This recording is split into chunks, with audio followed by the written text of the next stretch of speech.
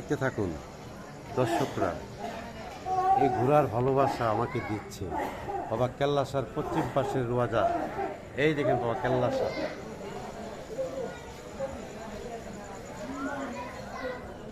আমি আছি পশ্চিম পাশে ঘোড়াটাকে নিয়ে।